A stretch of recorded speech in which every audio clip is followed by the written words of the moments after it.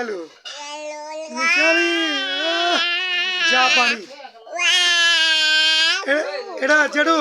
এটা কোন ধরনের গান জাপানি না চায়না এটা যা মানে তুমি বলতে পারো না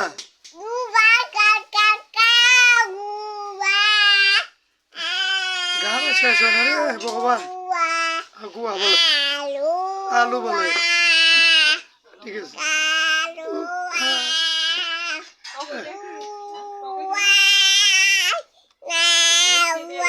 জেডির নামে কর জেডি কাকি মামি পিয়া সবার হলে গান গাও আমি